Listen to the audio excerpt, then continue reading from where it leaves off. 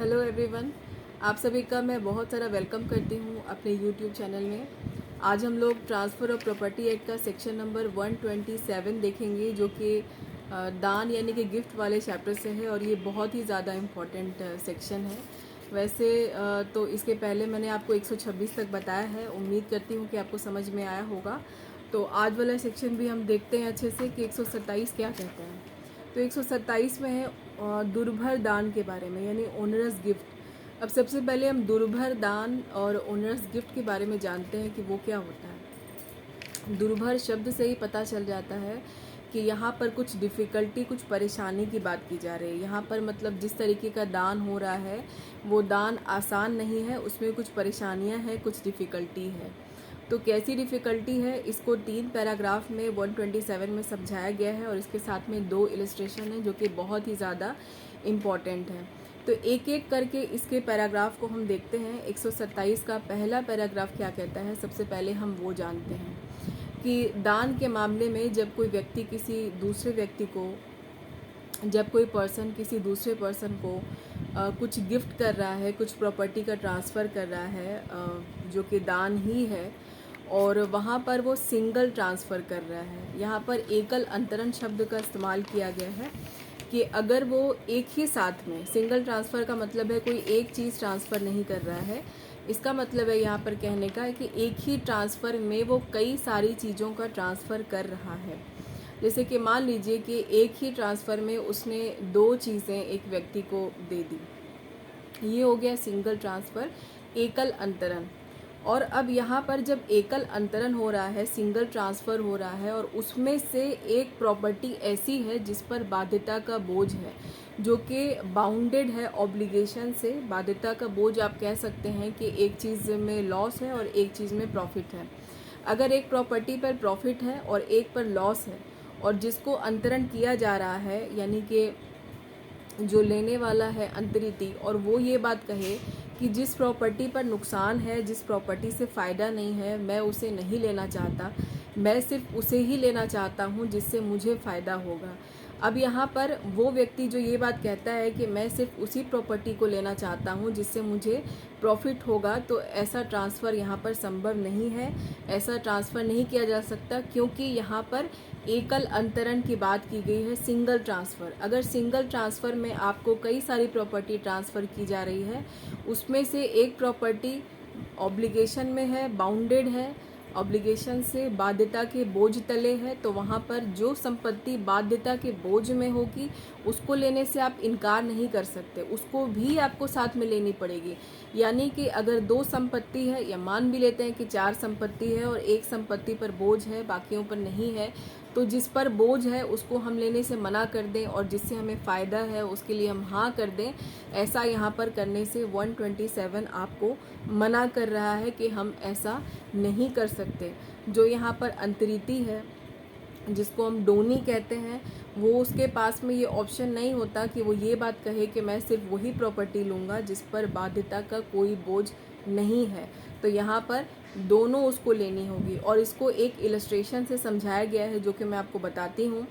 कुछ 2 कंपनी है और एक्स और वाई मान लेते हैं। ए नाम के आदमी ने इस एक्स और वाई नाम की जो कंपनी है वो बी को ट्रांसफ़र करने की बात कही, और एक्स वाली जो प्रॉपर्टी है उसके जो शेयर्स हैं वो घाटे में चल रहे हैं, और वाई वाली जो प्रॉपर्टी है उसके शेयर जो है फ़ायदे में चल रहे हैं। तो यहाँ पर बी ने ए से कहा कि ए एक्स वाली जो प्रॉपर्टी है जिसके शेयर घाटे में, लॉस में चल रहे हैं, वो उसे नहीं लेना चाहता, वो सिर्फ वाई प्रॉपर्टी को ही लेना चाहता है जिसके प्रॉफिट में चल रहे हैं इस समय। तो यहाँ पर यही कहा गया है कि बी के पास ऐसा ऑप्शन अवेलेबल नहीं है कि वो वाई वाली प्रॉपर्टी ही सिर्फ ले और एक्स को लेने से मना कर दे। वो ऐसा यहाँ बिल्कुल नहीं कर सकता। ये इलस्ट्रेशन पहले पैराग्राफ से रिलेटेड है, आप लोग अपने बेयर एक्ट में देख सकते हैं, बुक में देख सकते हैं। आइए अब देखते हैं सेकेंड पैराग्राफ क्या कहता है। इसका सेकेंड पैराग्राफ कहता है कि अगर हम सिंगल ट्रांसफ़र नहीं करते हैं, अगर एकल अंतरण नहीं होता है, ट्रांसफ़र अलग अलग है, यानी यहाँ पर एक बार जो ट्रांसफ़र किया गया है उसमें जो दे दिया गया है वो तो ठीक है, इसके बाद दूसरा अंतरण होता है उसमें दूसरा ट्रांसफ़र होता है, और जो कि एकल अंतरण नहीं है, अलग अलग ट्रांसफ़र है। तो यहाँ पर हम अलग अलग ट्रांसफ़र में सेपरेट ट्रांसफ़र जो हो रहे हैं उसमें से हम चाहें तो एक ट्रांसफ़र ले सकते हैं और एक ट्रांसफ़र को लेने से मना कर सकते हैं। इसका भी एक एग्जाम्पल के थ्रू समझाया गया है कि अगर एक व्यक्ति है वो दूसरे से कहता है कि वो उसकी ए नाम का व्यक्ति बी से कहता है कि ए के पास में जो प्रॉपर्टी है वो बी लीज पर ले ले, और उसे ये भी कहता है कि वो साथ ही साथ उसे कुछ रकम भी देना चाहता है बी को, वो भी वो ले ले। तो यहाँ पर बी के पास में ये राइट है क्योंकि ये सिंगल ट्रांसफ़र नहीं है, ये अलग अलग है। तो यहाँ पर अगर वो यहाँ पर कोई एक चीज़ को अगर वो ट्रांसफ़र लेने से मना कर दे तो वो ऐसा कर सकता है। तो यहाँ पर बी क्या करता है, इलस्ट्रेशन में जैसा बताया गया है कि बी प्रॉपर्टी को लीज़ पर लेने से इनकार कर देता है और पैसे का ट्रांसफ़र वो एक्सेप्ट कर लेता है। तो यहाँ पर उसको पावर है क्योंकि ये सिंगल ट्रांसफ़र नहीं है, यहाँ पर सेपरेट ट्रांसफ़र हुआ है, सेपरेट ट्रांसफ़र की बात हो रही है। तो ये 2 पैराग्राफ जो मैंने आपको बताए आप इसको ध्यान रखिएगा। इसमें एक और भी है बेरक में, वो मैं आपको दिखाती हूँ।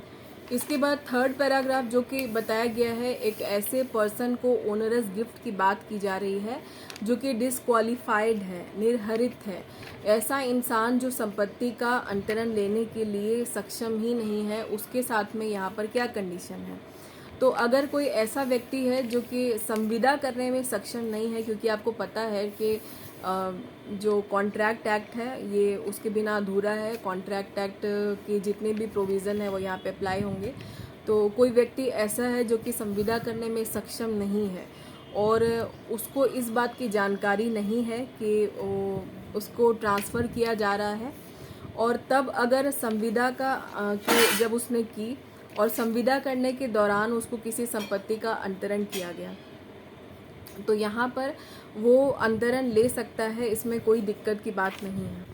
यहाँ पे मतलब ऐसे असक्षम व्यक्ति की बात हो रही है, जैसे आप माइनर ले सकते हैं कि माइनर जो पर्सन होते हैं जो कॉन्ट्रैक्ट करने में कैपेबल नहीं होते, अगर आप उनको प्रॉपर्टी का ट्रांसफ़र करते हैं और वैसी प्रॉपर्टी का ट्रांसफ़र उनको हो रहा है जो कि बाध्यता के बोझ में है, मतलब बाउंडेड है अपने ऑब्लिगेशन को लेकर के, तो वहाँ पर अगर हम उन्हें अंतरण कर भी देते हैं, वो अंतरण को ग्रहण कर भी लेते हैं, तो भी वो इससे बाध्य नहीं होंगे इस अंतरण से, क्योंकि वो संविदा करने के लिए सक्षम ही नहीं है। तो वो सिर्फ अंतरण ले सकते हैं, अंतरण कर नहीं सकते। ये भी आपको कई बार एग्ज़ाम में क्वेश्चन आया है कि क्या संविदा करने में असक्षम व्यक्ति संपत्ति का अंतरण ले सकता है। तो हाँ, ले सकते हैं, लेकिन कर नहीं सकते ट्रांसफ़र। तो यहाँ पर अगर ऐसा होता है कि कोई ऐसा व्यक्ति है जो संविदा करने में सक्षम नहीं है, लेकिन उसके बावजूद उसने ऐसी संपत्ति का अंतरण ग्रहण किया जो कि बाध्यता के बोझ में है, तो भी वो उस संपत्ति से, उस अंतरण से बाध्य नहीं होगा। लेकिन अब ऐसी सिचुएशन है कि जहाँ पर कोई व्यक्ति संविदा करने में सक्षम भी है और उसे पूरी जानकारी भी है कि वो जिस तरह की संपत्ति का अंतरण ले रहा है वो बाध्यता के बोझ में है, तो वहाँ पर वो बिल्कुल बाध्य हो जाएगा इस चीज़ से। यानी याद रखिएगा कि वैसा कोई व्यक्ति जिसे सारी जानकारी है बाध्यता के बोझ की, कि किस संपत्ति पर कितना कर्जा है, कोई ऋण है, या कोई बंधक रखी है, या फिर कोई लीज पर है, या भार पर रखी हुई है, ऐसी सारी जानकारी किसी व्यक्ति को है और वो संविदा करने में सक्षम भी है, उसके बावजूद वो ऐसी संपत्ति का अगर अंतरण लेता है यानी अंतरित उसमें होती है, तो यहाँ पर वो बाध्यता के बोझ से, यानी उस पर भी बाध्यता का बोझ होगा, वो इस तरह के अंतरण से बाध्य हो जाएगा। तो ये 127 अपने आप में बहुत इंपॉर्टेंट सेक्शन है। मैंने कोशिश की है आपको समझाने की, इसके बावजूद अगर आपको समझ में नहीं आया होगा तो आप मुझे कमेंट में बता दीजिएगा, मैं इस पर कोशिश करूँगी दोबारा वीडियो बनाने की। तो अभी के लिए इतना ही, 127 ही, क्योंकि ऑलरेडी 10 मिनट का वीडियो अभी हो जाएगा। इतना लंबा मैं बनाना नहीं चाहती कभी भी, लेकिन अभी हो गया क्योंकि समझाना था आपको सब कुछ। तो अभी के लिए बस इतना ही। नेक्स्ट सेक्शन में आपसे मुलाकात होगी, उसमें अगले सेक्शन के साथ में। तो अगर आपको आज का लेक्चर पसंद आया है तो लाइक करना बिल्कुल मत भूलिएगा, और नहीं करना चाहते हैं तो आपकी मर्ज़ी। और अगर अभी तक आप सब्सक्राइबर नहीं बने हैं तो सब्सक्राइबर बन जाइए, नहीं बनना चाहते हैं तो उसमें भी आपकी मर्ज़ी। और अपने फ्रेंड्स में ज़रूर शेयर कर दीजिएगा ताकि उनको भी कुछ फ़ायदा हो जाए। अगर उनको लॉ समझ में नहीं आता, लॉ की लैंग्वेज नहीं आती, तो शायद मैं उनकी कुछ हेल्प कर सकूं। तो अभी अपना वक्त देने के लिए थैंक यू सो मच। मिलते हैं आपसे नेक्स्ट वीडियो में, तब तक के लिए बाय बाय।